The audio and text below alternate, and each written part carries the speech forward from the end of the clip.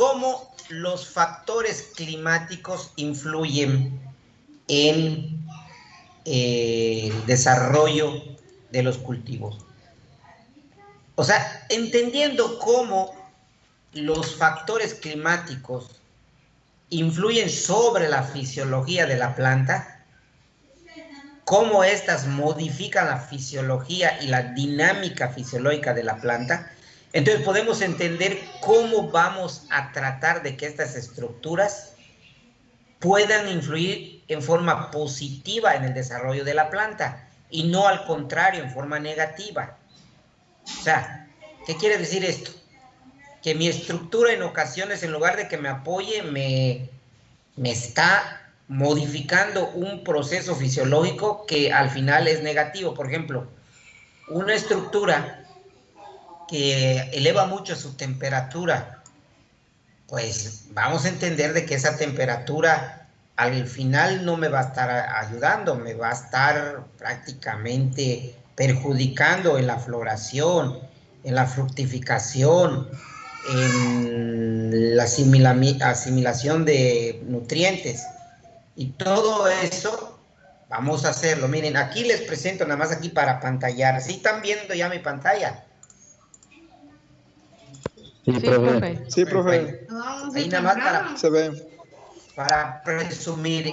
¿Saben qué son las que están ahí arriba? Son hidropónicos. Yo no ¿Saben qué estoy son? viendo nada. Yo no veo nada. Son melones, profe.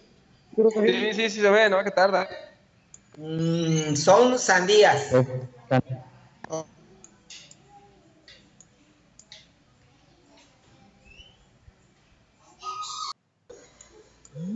Pues no se puede, ¿no? Y aquí están. ¿Te llegaron a pesar? Profe, ¿Qué pasó? no veo nada, profe. No veo nada. Lo que pasa que a lo mejor tarda la imagen en refrescar por tu ¿cómo se llama? Por tu internet, porque la mayoría lo ve, ¿verdad? De es. hecho, acá está lloviendo. Sí, profe, se ve bien. Aquí ahorita en la ribera. No sé si eso esté afectando. Sí se ve, entonces, sí lo ve la mayoría. La gran mayoría. Sí, vemos que está agachadito. Miren, estos son, para que vean cómo está más o menos lo que hemos logrado nosotros. Son sandías que se llaman Sugar Baby. Y hace como 4 años lo logramos. Sugar Baby. En el invernadero.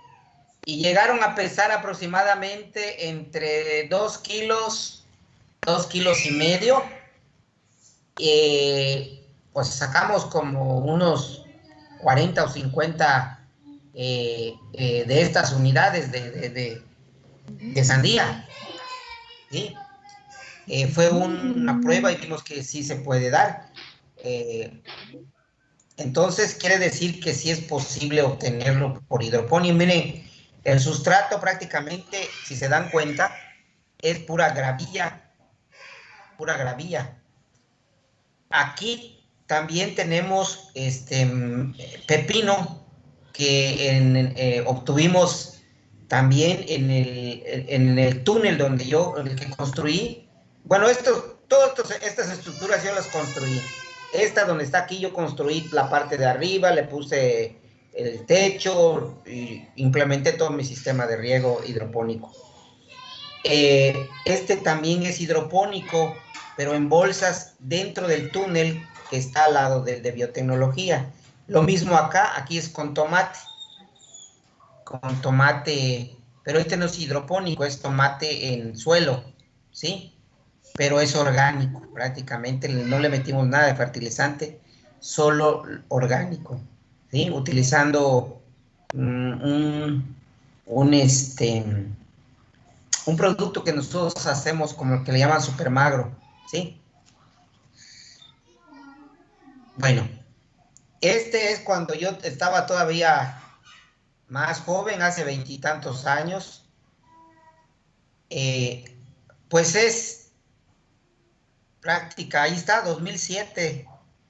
Es lechuga hidropónica utilizando, por ejemplo, unicel, y mira las raíces prácticamente pues se dieron muy bien. Aquí están también algunos compañeros que trabajaron con nosotros aquí en el invernadero de hidropónico. Fíjense la lechuga y el tamaño de las lechugas que estaban ahí obteniendo. Vean cómo hasta se caen las lechugas de lo grande que están, ¿sí? Entonces, y de este lado hay pepino que no se logra ver, también es pepino. Todo es hidropónico, ¿eh? Es en hidroponía, ¿sí? Esta es otra tecnología también en si se dan cuenta, el techo es pura malla sombra y tenemos alrededor malla, era malla mosquitera, ni era malla antiáfidos, era malla mosquitera, ¿sí? Y hicimos hidroponía, pero en forma rústica. Fueron los primeros trabajos de hidroponía cuando todavía ni teníamos implementado el módulo de hidroponía. Son bancales de madera que se llenaban con agua y se ponían unos nylon. Si se dan cuenta, aquí son nylon comunes y corrientes, o los nylones que les sobran, que hay veces tiran de los invernaderos que ya no funcionan, los poníamos, los llenábamos de agua y le poníamos la solución nutritiva. Miren qué bonito se daba la lechuga, ¿sí? O sea que no se necesita hasta cierto punto mucha tecnología para hacer hidroponía, ¿sí? Bueno, aquí es una siembra ya, si se dan cuenta, ahorita es el mismo túnel, pero ya le logré poner el techo y precisamente por el calor le puse malla sombra para producir chile habanero. Aquí estamos sembrando chile habanero, ¿sí? Este ya son los invernaderos recién, fue el primer cultivo de invernadero el primer cultivo en invernadero en la escuela, todo así acolchado, vean, sembramos chile habanero y aquí empezamos a producir por primera vez chile habanero en un invernadero, ahora sí que de alta tecnología. Imagínense, este sería un invernadero 5 estrellas comparado con los invernaderos que teníamos anteriormente, ¿no? Y se dio muy bien. Y aquí está, por ejemplo, cómo se estaba dando los frutos del chile habanero. Miren, bastante. Este es en el 2008, miren, aquí es en el 2008. Estaba chida la escuela antes, profe. Sí. Se miraba muy solo el equipo de la escuela antes, pero ya ahorita ya. Sí, bueno, estos son prácticamente algunos cultivos en invernadero de lechuga. No es en la escuela, este es otro tipo de lechuga, una lechuga tipo italiana, y atrás tenemos tomate, pero tampoco es en la escuela. Pero si se dan cuenta, estos, por ejemplo, utilizan las antiguas láminas de asbesto para bajar, ¿sí? Nada más, son puras láminas de asbesto. Y las mallas sombras también hacen su chamba, ¿sí?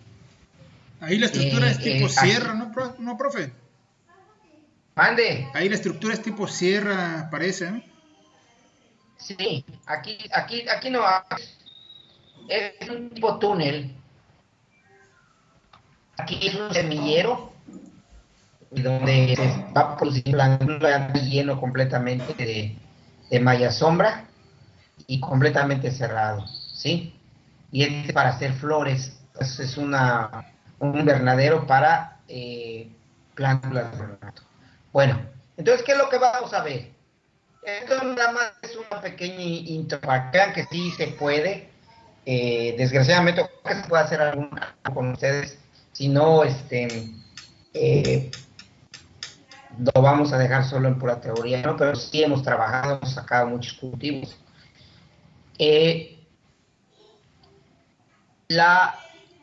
Los factores ambientales, primero que nada, son lo que en un momento dado nos van a llevar a ver y a entender cómo responde la planta a los factores ambientales. ¿Por qué es importante saber cómo la temperatura, cómo la luz, cómo el aire, el CO2, el oxígeno, el viento, cómo el agua, cómo el pH, cómo la solución nutritiva y cómo los sustratos, ya sea suelo o sustrato, tenemos que conocerlo, pero al 100, para poder entender cómo podemos proponer una estructura que en un momento dado se adapte y potencialice el desarrollo y la producción de mi cultivo. ¿Sí? Porque el objetivo es potencializarlo, darle a la planta lo que necesita, disminuir completamente el estrés de la planta, ya sea estrés por temperatura, estrés por luz, estrés por falta de CO2, estrés por falta de ventilación, estrés hídrico, estrés por pH, estrés nutricional. Todos esos hay que disminuirlo al... O sea, el objetivo es que la planta, los pongo así fácil, a la planta hay que tratarlas como a unas reinas, como a la reina que tiene en su casa, ¿sí? Que no le falte nada, que no se estrese, que nada más se dedique a comer y a crecer, ¿sí? Y a producir, ¿sí? Entonces, ese es el objetivo de una estructura, tratar de que al cultivo no le falte nada, al contrario, que solo se dedique la planta a desarrollar, crecer y producir, que no pierda energías para poder compensar un estrés. Por ejemplo, si hay mucha temperatura, esa energía que necesita para regular su temperatura y bajarla, como utilizando la fototranspiración, no lo utiliza, al contrario, que la temperatura sea óptima. Que si hay frío, meterle un buen calentador para que esté a su temperatura óptima. Que si hay luz, que no se pase de los 1200 de los watts metro cuadrado, porque si no se va a deslumbrar, se van a lastimar los llamamos nosotros el aparato sintético que capta la luz. Si hay demasiada luz, se rompen los aparatos fotosintéticos, los tilacoides, los cloroplastos, y ¡boom! La planta empieza a sufrir por exceso de luz. Si hay CO2, que no haya CO2 o que no haya deficiencias de CO2, que en un momento dado el CO2 esté siempre de 300 partes por millón como está afuera y que no baje, que tampoco haya deficiencias de oxígeno. En cuanto a la ventilación, que siempre esté corriendo el aire, así como que le ponga su abanico, su aire, no, para que no le falte nada. En cuanto a agua, que nunca le falte agua, que siempre esté disponible el agua, que cuando quiera tomar agua esté siempre disponible y no tenga que esforzarse de más para poder tomar agua. En cuanto al pH, que la solución nutritiva o el suelo tengan el pH adecuado, para que entren los nutrientes en forma adecuada en la relación que deben de entrar, en una relación adecuada. ¿Sí? O sea, ¿qué relación? Que, por ejemplo, los nutrientes dentro de la planta tienen que estar en una relación. Ni puede desbalancear, porque empiezan los problemas. Es como, por ejemplo, cuando uno tiene acidez, lo mismo pasa. Cuando uno tiene mucha acidez en el estómago, ocurre que lo que comas no se absorbe eficientemente los nutrientes de la comida. ¿Por qué? Porque el pH, precisamente la acidez, hace que el estómago no lo pueda absorber. Y entonces prácticamente lo desechas. Lo mismo pasa en la planta. Si hay pH inadecuado, puedes meterle todos los nutrientes, pero la planta no los va a absorber porque prácticamente no se encuentra en el pH adecuado. Que no tenga ninguna deficiencia de las sustancias nutritivas. Ahora sí, que coma como una reina, prácticamente, que tenga todo el nitrógeno que necesita, el fósforo, el potasio, el calcio, los macros y los micros, que tenga todos disponibles adecuadamente, no en exceso, porque también las hay, no. Es como decir, te quiero mucho y te doy todos los días chocolate y pastel para que te dé una diabetes. No. Lo mismo pasaría en la planta si le ponemos mucho nitrógeno o mucho fósforo. Crearía una toxicidad. Que todo esté balanceado en el sentido de que tanto macros y micros estén en cantidades balanceadas. Y que el suelo o el sustrato me dé las condiciones para que la planta se sienta como, ¿qué quiere decir? Que el suelo no se inunde o que haga falta aire en el, que le haga falta aire en las raíces, ¿sí? Que el suelo no esté demasiado apretado para que en un momento dado a la planta le cueste trabajo ir buscando los nutrientes. O sea, eso es el objetivo de entender cómo influye todo eso. Entonces vamos de uno por uno.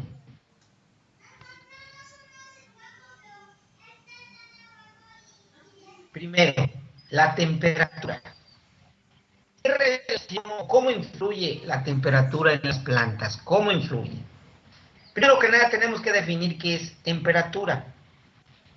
Ahí está muy claro. Es la magnitud física que mide la cantidad de calor o frío de los cuerpos o del ambiente. ¿Sí? La temperatura es una medida que sirve para medir la energía cinética media de la vibración de las moléculas de los cuerpos. Acuérdense, los cuerpos están constantemente vibrando.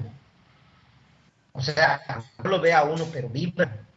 Entonces, cuando un cuerpo está muy caliente, quiere decir que tiene las moléculas con una vibración grande y una energía cinética media fuerte. Por eso, porque lo que te quema es el bombardeo que sufres en la piel de una gran cantidad de esas moléculas. ¿Sí? Lo que te quema prácticamente es el bombardeo de las moléculas a una cantidad terrible de energía cinética. En este caso, en cuanto al aire, hablamos de temperatura del aire, porque uno es temperatura así en forma general, y nosotros lo que nos interesa es la temperatura del aire. Es el grado de mayor o menor calor de un cuerpo o de la atmósfera. O sea, prácticamente es cuánto calor me puede ofrecer la atmósfera. ¿Cómo afecta la temperatura a una planta? ¿Cómo influye esta temperatura? ¿Cómo la afecta? ¿Por qué es importante entenderlo? Porque de ahí vamos a saber hasta cuánto le puedo dar a la planta una temperatura alta. Por ejemplo, ¿influye en la respiración de la planta? Definitivamente. ¿Sí? Influye en las actividades enzimáticas de las células. ¿Sí? La planta es muy parecido analógicamente con nosotros, por ejemplo. Cuando estamos en mayo y hay un calor grandísimo, nuestro nivel de respiración aumenta, pero la respiración es simplemente liberación de energía. Cuando respiramos, liberamos energía. Para eso sirve la respiración, para liberar energía. Entonces, hay mucho calor, nosotros respiramos mucho y eso da como resultado una pérdida de energía. Y por eso, por ejemplo, cuando ustedes hacen mucho ejercicio, se les sube la temperatura y también tu ritmo de respiración aumenta. Lo mismo pasa con la planta. Y al aumentar la temperatura, la planta empieza a incrementar la respiración celular. Y esto hace que la planta esté en un estrés, porque hay una liberación de energía fuerte. ¿Sí? También influyen las actividades enzimáticas de las células. ¿Cómo influyen las actividades enzimáticas de las células? Dentro de las células ocurren una gran cantidad de procesos enzimáticos. ¿Cuáles son? Primero, por ejemplo, hay procesos de formación de ATPs, ATPDs, en carboxilaciones, producción de lípidos, por ejemplo, los ciclos de Krebs, los ciclos de la glicólisis, los ciclos CAM, los ciclos de C3, C4, todos esos que vieron ustedes en fisiología vegetal y muchos más, ¿sí? Formación de hormonas, ¿sí? Ácidos abscísicos, fitohormonas, inclusive fitocromos, radicales, antioxidantes, todo eso son actividades que se están dando dentro de la célula y que son actividades enzimáticas que está haciendo la célula y que se ven influenciadas por la temperatura. ¿Sí? Unas se aceleran, pero llega un momento en que hay límite en donde se puede romper el proceso enzimático. ¿Sí? Se rompe y se daña prácticamente todo ese proceso.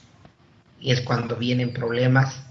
A veces no entendemos que una alta temperatura en un momento dado de repente se va reflejando en la floración o en la forma de las flores o en la forma de los frutos.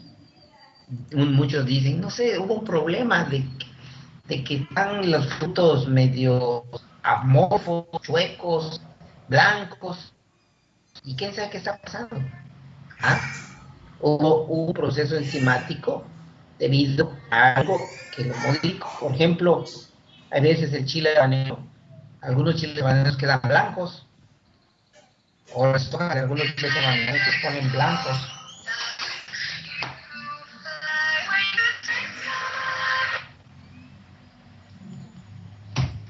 Y entonces, pues prácticamente ahí pasó algo. Influye en la fotosíntesis, definitivamente. Se va incrementando la fotosíntesis cuando incrementa la temperatura, y si disminuye la temperatura, disminuye la fotosíntesis. En cuanto a la división y crecimiento de las células, lo mismo. Altas temperaturas pueden, en un momento dado, inducir a una alta división, pero también tiene un límite y crecimiento de las células. Influyen en la capacidad de absorción de las raíces, lo que les decía. Si las raíces tienen una temperatura muy alta, o el medio ambiente tiene una temperatura muy alta, las raíces van a estar absorbiendo agua, pero va a llegar un límite en que no van a poder. Acuérdense que el agua, el objetivo de la transpiración es regular la temperatura. Conforme uno suda, en este caso, las raíces van jalando aire, aire, agua, también aire jala, no solo, acuérdense que las raíces no solo absorben agua, sino también oxígeno, porque respiran. Entonces, la absorción influye mucho, en este caso, para que baje la temperatura. De esa forma, la transpiración ayuda a que se regule la temperatura de la planta. También influye en la disponibilidad de los nutrientes y definitivamente la germinación. Entonces, si te dan cuenta, esto nos va a dar idea de que tenemos que tratar de que nuestros invernaderos o de que prototipo no pase de temperaturas ni muy bajas ni muy altas. Nosotros no tenemos el problema de que vayan hasta bajo de 10 grados. Es muy raro. Y son horas o pequeños lapsos en que bajan hasta menos de 10 grados. Pero nuestro problema es que tenemos temperaturas muy superiores a los 25 o 28 grados. Ahora vamos a ver. Y eso daña demasiado a las plantas. Entonces tenemos que hacer una estructura de tal manera que proteja la planta, pero que regule la temperatura, que tratemos de que no se suban las temperaturas arriba de 30 grados. Sabemos que allí afuera, normalmente en mayo, junio, julio, se dan temperaturas hasta de 40 grados. Cielo abierto. Pero se pueden utilizar algunas técnicas para bajar la temperatura, y eso es lo que vamos a ver. Bueno, ¿a qué se debe de que dentro de una estructura o de un recinto que sirve para producción se eleve mucho la temperatura? A esto, al efecto invernadero. Sabemos que este efecto invernadero ocurre en el planeta regularmente. Y gracias a ese efecto invernadero, nosotros, por ese efecto invernadero, pues existe la vida. Pero ¿qué está ocurriendo ahorita? Este efecto invernadero se ha ido incrementando de tal manera que está ocurriendo un calentamiento inusual, debido a que se está aumentando la concentración de CO2 en la atmósfera. Y esta concentración de CO2 en la atmósfera, llegan los rayos, llegan con una longitud, ahora vamos a ver qué es una longitud de onda común y corriente que puede atravesar la atmósfera. Pero cuando chocan con el suelo, modifican su longitud de onda. Y cuando modifican su longitud de onda, entonces estas rebotan y tratan de salir. Pero ¿qué ocurre? Como hay mucha concentración de CO2, muchas de esas no logran salir y se convierten en calor. Otras sí logran salir. Entonces, antes, por ejemplo, muchas de esas se disipaba en la atmósfera, pero ahora con el calentamiento global ya no, y esto hace que se caliente más la atmósfera de lo normal. ¿Cuál es la solución?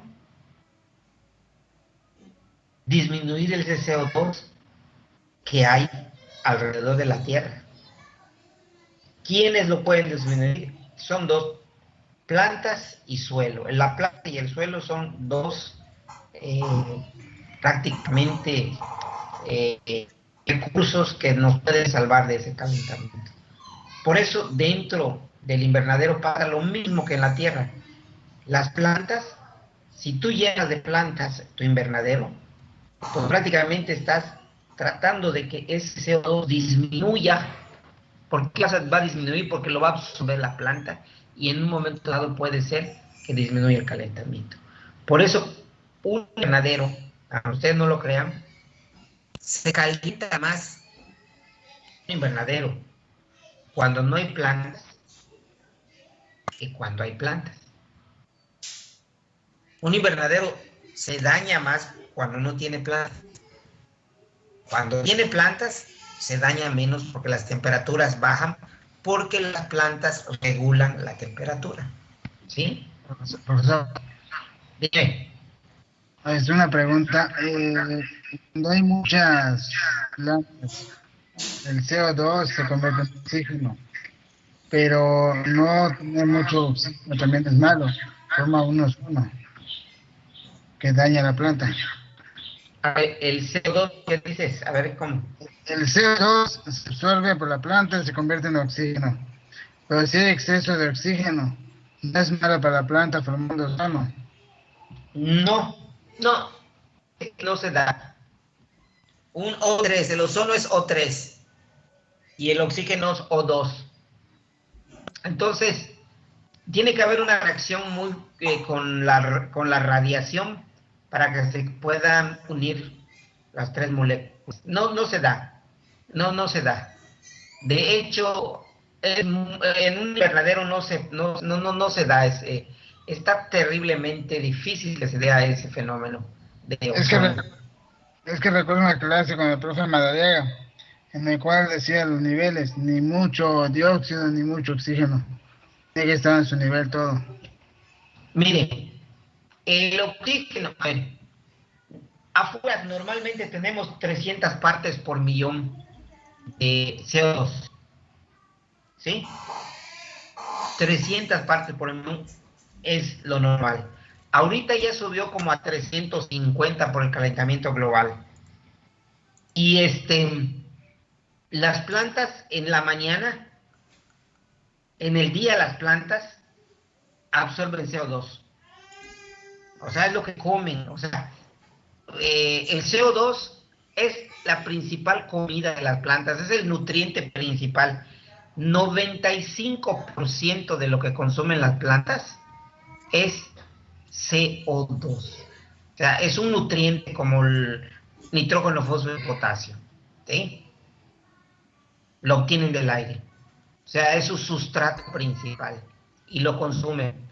Cuando estamos dentro de un invernadero, al contrario, disminuye el CO2 y el oxígeno. Porque como es un espacio cerrado, no hay ventilación y la ventilación es la que trae CO2 y oxígeno de afuera.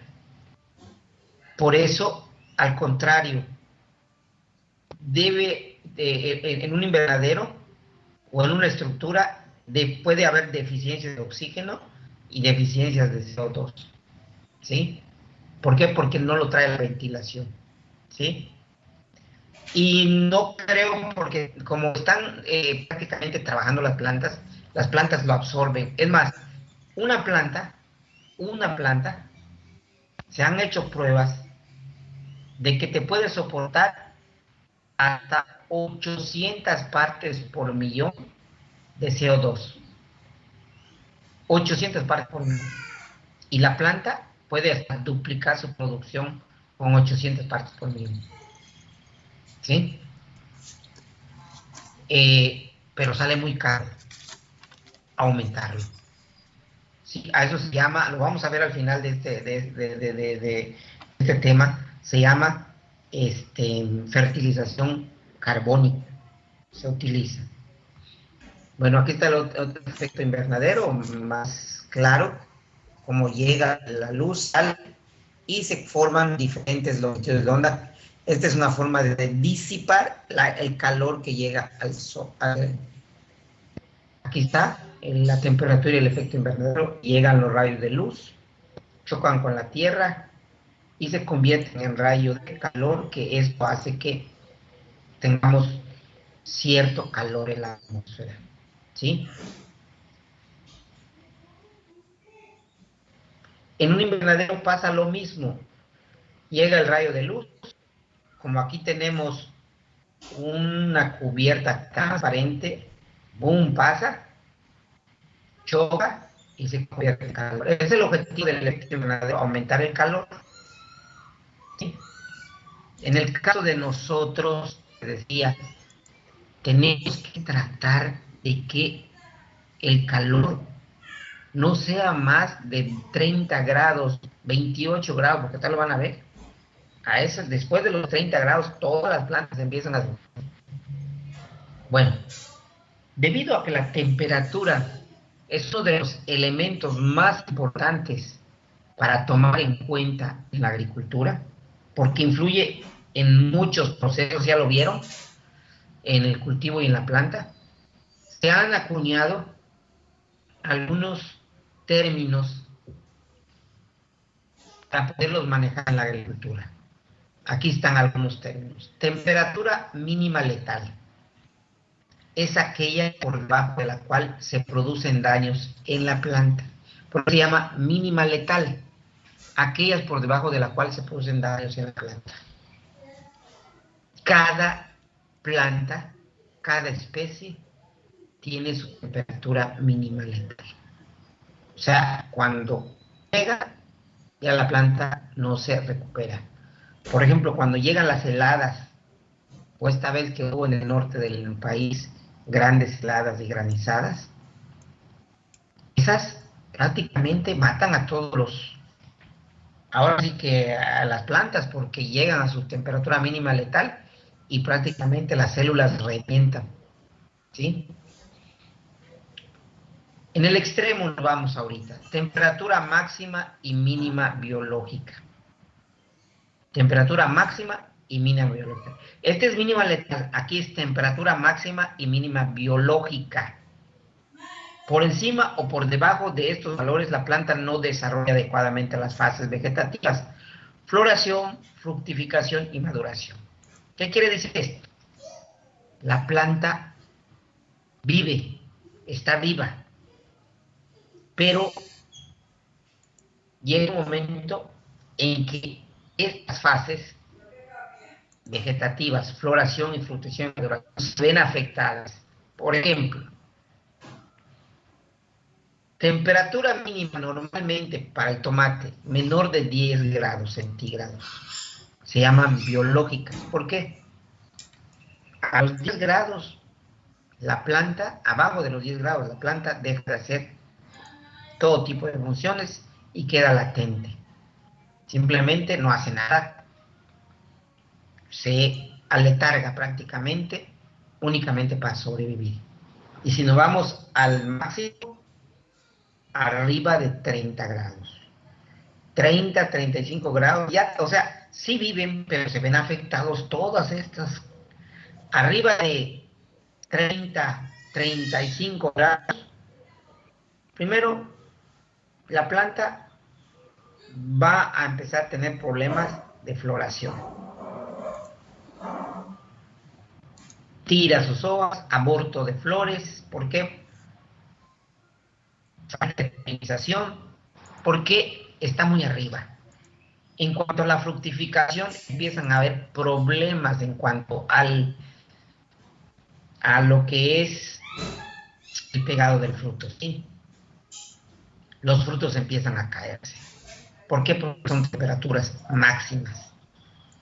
Y pueden haber problemas de maduración rápida. Con temperaturas máximas, lo que hace la planta es, ¡boom!, vamos a madurar porque siento que me estoy muriendo y quiero dejar descendencia. Todas las especies, incluyendo el ser humano, cuando sienten que están en amenaza su vida, tratan de dejar descendencia. ¿Y cómo? Rápidamente tiran flores, frutos y maduran para que dejen descendencia. ¿Sí? Aunque sean frutos y flores todas sin ninguna calidad agronómica, pero lo tiran para poder sobrevivir y que la especie siga. Eso se llama memoria genética. ¿Sí? Todas las especies tienen en su memoria genética ese chip. ¿Qué quiere decir? Altas temperaturas, 40, no, va que las flores, aunque esté pequeña, no llegue yo todavía a mi fase vegetativa para florecer, voy a florear y fructificar y madurar porque necesito dejar descendencia. Claro, te van a dar unas flores y unos frutos pequeñitos, pero ya tiró descendencia. Entonces, afectadas con máximas y mínimas biológicas. Temperaturas nocturnas y diurnas también influyen. Aquí nos indican los valores aconsejables que deben de ver en la noche y en el día para el desarrollo de la planta. Ocurren de repente, aquí es muy común que de repente hay noches, no sé si a ustedes les ha ocurrido, les ha pasado, pero de repente dicen, oye, no refrescó toda la noche. Hubo calor toda la noche y hasta que amaneció siguió el calor. No va a bajar la temperatura. Y uno ahí meciendo con el clima y todo. Y dices, bueno, la planta normalmente en la noche necesita una temperatura adecuada para hacer sus procesos biológicos que hace en la noche.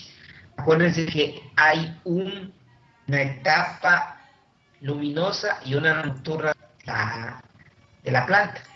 Y esa etapa nocturna debe de ocurrir con una temperatura adecuada. ¿Sí? Normalmente, ¿qué pasa? La planta en la noche para todas sus funciones, deja de absorber CO2 pero sigue respirando normalmente, ¿no?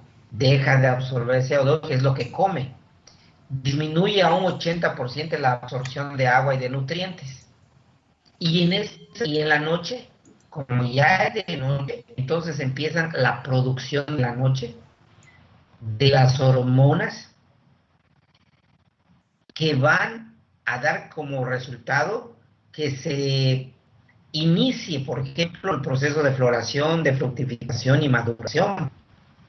En la noche se empiezan a sintetizar todas esas fitohormonas. Y si no ocurre esto y no baja la temperatura, la planta empieza a tener problemas en esos procesos. ¿Sí? Y diurnas, por ejemplo, no puede haber temperaturas más arriba de 35 grados, porque hay problemas de fructificación, de floración, de maduración, inclusive hasta de síntesis de algunas sustancias. Por ejemplo, la capsaicina o los chiles te van a picar más, van a picar menos. En cuanto al tomate, el licopeno puede ser menos, puede ser más, ¿sí? Todos esas sustancias, si ocurren algunos procesos o unas temperaturas altas, se ven modificadas. Es como nosotros. Nosotros en la noche tenemos que dormir, porque si no duermes, hay procesos que son como la renovación de la noche de todo tu proceso energético. Si no duermes, pues estás en problemas, porque tarde o temprano el cuerpo ahora sí que te va a decir que ya, porque en la noche hay muchos procesos que se tienen que dar, síntesis de muchas vitaminas y de hormonas que se dan solo en la noche, en la vigilia, ¿sí? Bueno, aquí hay algunas... profesor, una pregunta. Dime. Oiga, en cuanto a eso de las temperaturas mínimas y máximas biológicas, decía que cuando la planta siente que va a morir, se florea, se fructifica. Exactamente. Pero genéticamente esa semilla es igual o es No, débil. es débil. De hecho, no cumple con los requisitos agronómicos.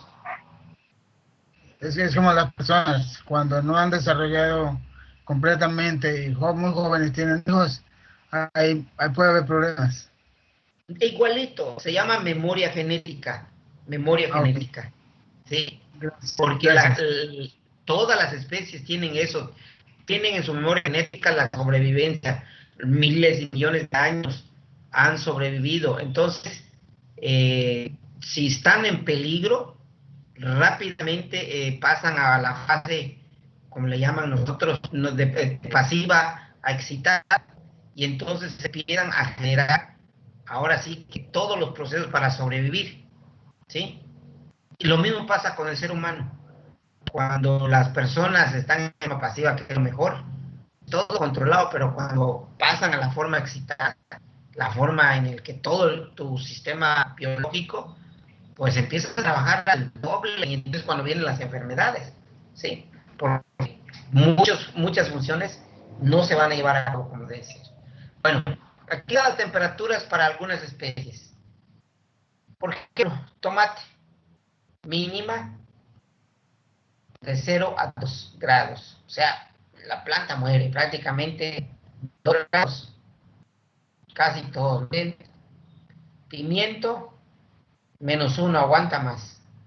Berenjena, pepino, melón, sandía 0. Melón de 0 a -1. Y pepino -1, aguantan más estos dos. La mínima letal. La mínima biológica, miren nada más. De 10 a 12. ¿Esto qué quiere decir? 12 grados, 10 grados, ven, todos tienen 10 grados. Abajo de 10 grados, ninguna planta trabaja, ya. Están aletargadas. Creo que hasta uno, ¿no? A los 10 grados te estás así muriendo de frío, ¿sí? Nada más quieres, aparte, poner tu chamarra y estar tomando café o chocolate, pero no haces nada porque hay un friado de la fregada, ¿no? Entonces, lo mismo pasa. Mínima biológica. Luego, óptima. Que es la que nos interesa. ¿Por qué nos interesa? Bueno, todas nos interesan. Nuestras estructuras tenemos que tratar. Esta parte de mínima biológica, pues, creo que no nos preocupa a nosotros aquí en nuestro clima, ¿verdad? Es muy difícil. Óptima. Fíjense, 13, 16, 16, 18. Berenjena 17, 22, pepino 18, melón 17, 21, sandía 17, 20. A ver, les pregunto, ¿creen que logremos nosotros este óptimo acá en la región? Con medias sombras. No creo, profe, no creo. Bueno, precisamente esto es lo que nos tenemos que analizar. Bueno, ¿en qué época es más factible? ¿En qué época es más factible cosechar? O sea, sembrar. ¿No? Por ejemplo, noviembre, diciembre, enero, febrero. Por eso ahorita está bajísimo el tomate, porque la mayoría siembra en esta época porque hay temperaturas bajas, ¿sí o no? Sí. Entonces, pero precisamente eso es cuando está afuera. Pero sí se puede, claro que sí. Hay técnicas. Varias formas de cómo lograrlo, sí, también hay varias formas. Una es utilizando medias sombras, otra utilizando invernaderos más altos para que el calor no se cierre, otras utilizando paredes húmedas, luego lo vamos a ver todo eso. Entonces, lo que nosotros queremos es que ustedes se den cuenta de lo que necesita la planta y ahí proponer cómo pueden idear una estructura para un cultivo. Máxima biológica, o sea, no mueren, pero la planta empieza a sufrir. Tomate, entre 21 y 27 grados. Todos son entre 27 y 28, ya lo vieron, 27 y 28. ¿Qué quiere decir esta máxima? Es lo que pueden soportar las plantas. Baja su nivel y su intensidad de trabajo, pero lo soporta. Y viene la máxima letal. 33, 38, 33, 35. Vean, es risible. ¿A ustedes han entrado a algún invernadero aquí a las 3, 2 de la tarde? Hay más hay más de esta temperatura. Hay veces está hasta 40 grados. ¿Mm? Entonces, lo que tenemos que hacer es buscar una estructura que me vaya controlando y que me vaya dando por lo menos esta temperatura para que mis plantas no sufran de estrés. ¿Sí? ¿Cómo? Hay que buscarlo.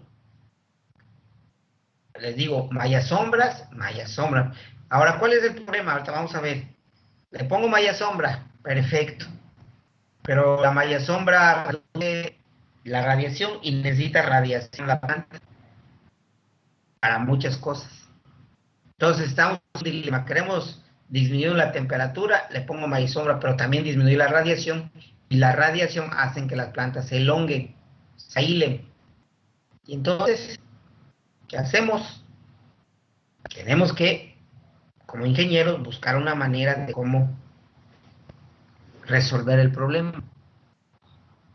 Miren, aquí están unas temperaturas óptimas de algunos cultivos. Por ejemplo, 25 grados, melón, sandía, pimiento, pepino. 22 grados, tomate, calabaza, frijol. 19 grados, cebolla, ajo. 16, chícharo, papa y lechuga. Y 13, rábano y col. Aquí, melón, sandía, pimiento y pepino son los que más se dan. Es más, en verdad, producir tomate en esta época en invernadero, su mecha es un reto completo, es un reto ahorita. Sí te va a dar, no lo niego, porque yo lo he hecho, ya vieron la edad, sí te da, pero no te da el rendimiento que uno quisiera tener. No te lo da.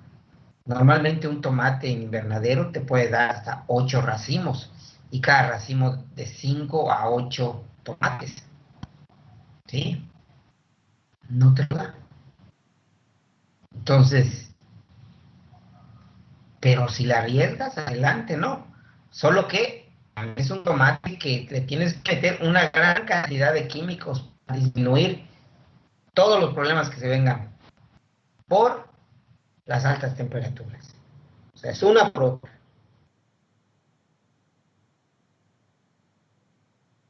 Temperaturas críticas mínimas para los cultivos, lo que vimos. O sea, las que no debemos dejar que lleguen. Por ejemplo, o sea, que esto hasta hay veces ya ni lo paso acá, porque nunca vamos a llegar aquí. Calabacita y melón 10, pepino y tomate 8, frijol y maíz 7, papa y trigo 6, chile y rábano 4, zanahoria 4. O sea, para nosotros este es un sueño, nunca vamos a tener puntos críticos. A los que viven, por ejemplo, en Puebla, a los que viven en partes altas, en el norte del país, San Cristóbal de las Casas, a lo mejor sí, Chiapas, pero esto jamás se va a dar acá.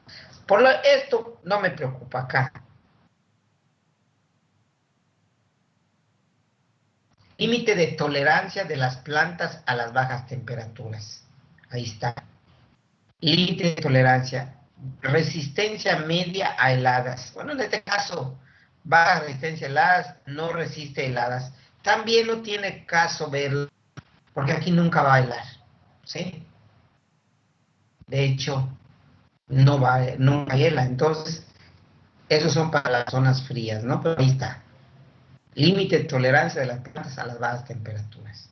Sí, ahí está. Sí me interesa. ¿Por qué creen? Porque hay veces, de repente decimos, es que no germinó, ya lo sembré y no salió. Ahí está. Temperaturas de germinación. Y tomate. De 25 a 30 la óptima. De 4 a 6 días, si son todas buenas, las semillas. Mínima 10. O sea, estas tampoco no nos interesa a nosotros. ¿Bien? Y de 6 a 9 días máximo. Cuando es mínima, cuando tengo una temperatura de 10, va a tardar de 6 a 9. Pepino, 30 a 35. De 3 a 4. Y ese sí ya lo he visto. 3, 4, 5, pero enseguida. Y con 10 grados de 5 a 7. Pero en pepino y tomate yo sí lo he visto. Pero mira, lo mismo el melón y la sandía. Yo he sembrado esto ahí en los invernaderos y sí es cierto. De 25 a 30 grados, adelante. Tenemos prácticamente, ahora sí que creo que el mejor negocio para nuestra zona con alta humedad y alta temperatura, fíjense, no me había puesto a pensar, sería la producción de plántulas para vender, no producir, vender plantas. ¿Por qué? Porque tenemos las condiciones óptimas, alta humedad y alta temperatura para germinación. No tenemos que pagar para... Ahí, por ejemplo, ahí en el centro de la República existen cámaras de humedad especiales donde se meten ¿cómo se llama? Las charolas para que les den estas características de humedad y temperatura y germinen. Nosotros lo tenemos en el medio ambiente, es normal. Entonces, tenemos prácticamente el medio ambiente para la germinación.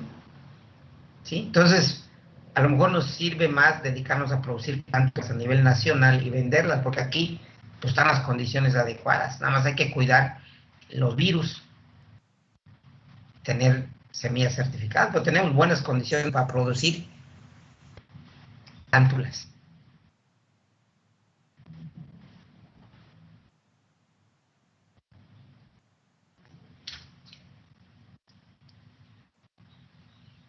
Temperatura en el invernadero. Esto también. ¿Qué temperaturas en el invernadero? Aquí está. La temperatura del invernadero debe ser de así promedio 25 grados. ¿Sí? 25 grados. El del agua de riego, 25 grados. Aquí está, ambiente interno. De 10 a 30 grados, aquí está, pasando por 25. No, tratemos no de llegar a los 30, pero el ambiente interno del invernadero, máximo 30 grados, Aquí nos llega hasta 40. Entonces, con que tengamos 30 grados o 28 grados en nuestros invernaderos, mira, con que logremos bajar esas temperaturas, nuestros invernaderos, ya hicimos. Y que nuestra agua de riego está a 25 grados, también, en eso no hay problema. Generalmente el agua siempre está a 25 grados, yo ya lo medí, y generalmente siempre está a esa temperatura, el agua de riego. ¿Por qué es muy importante? Porque mientras más baja la temperatura del agua de riego, no se disuelven los nutrientes y la planta no lo absorbe. En ese caso no tenemos problema. El principal problema acá de nuestro medio es que nos pasamos de esto. ¿Sí? Entonces, objetivo, un buen diseño de un invernadero, de una estructura, no es un invernadero, una estructura. Bajar la temperatura máximo 30 grados. ¿Cómo? Tengo que ideármelo. Al final de este tema van a ver los métodos que se utilizan para bajar temperatura. Los métodos que utilizan para bajar ventiladores, todo lo vamos a ver. Ventiladores, extractores, ventanas cenitales, ventanas laterales, cuántos deben de haber por metro cuadrado. Hay una relación que debe de haber entre la extensión superficial del invernadero, debe haber una relación entre su extensión de la superficie y la superficie de ventanas que debe tener el invernadero. ¿Sí? Vamos a ver, normalmente es 25%. ¿Qué quiere decir esto? Si mi invernadero tiene media hectárea, que son 5,000 metros, 5% de 5,000 metros es 1,250 metros cuadrados. 1.200 metros cuadrados debe ser de ventana. Tanto a los lados como arriba, que es el cenital. Y necesitamos un cenital. O sea, ventana cenital es la que está arriba. ¿Por qué? Porque ahí salen los vapores de agua caliente. Muy bien.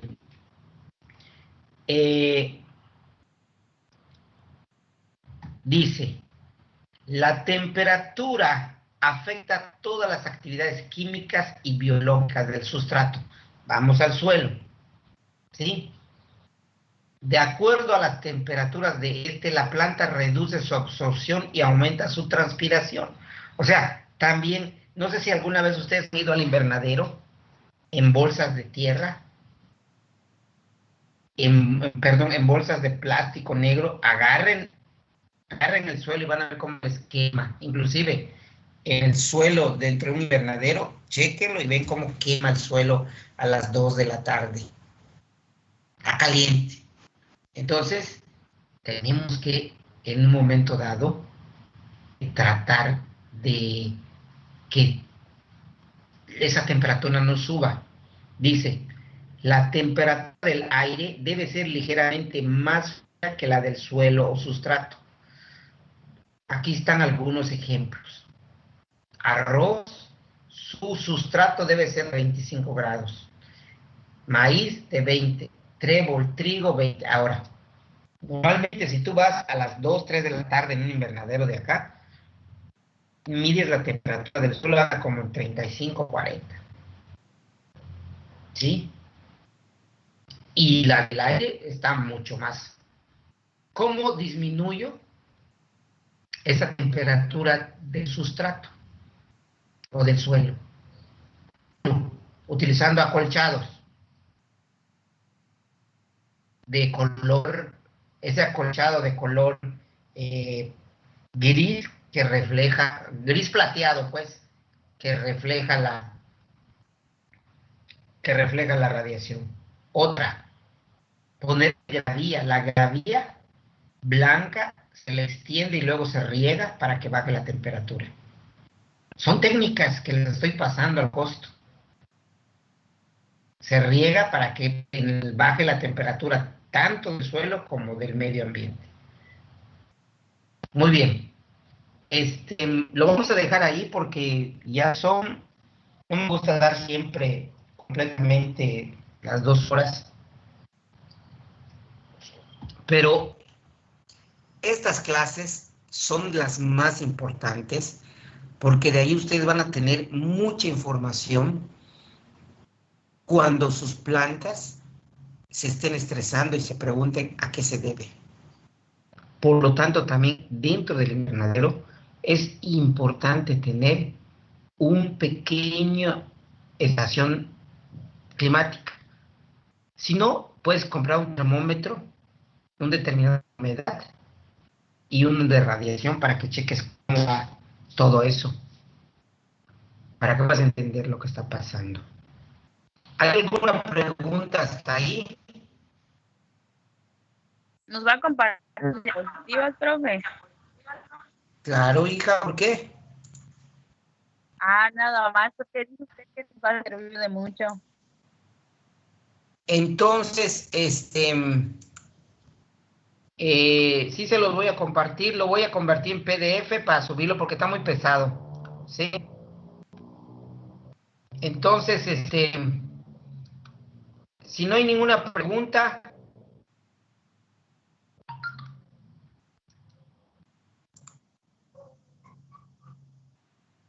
me paso a retirar, nos vemos, ¿cuándo? El viernes. Próximo. Próximo viernes. Órale, pues. No les voy a dejar tarea esta semana hasta que terminemos de ver estas diapositivas.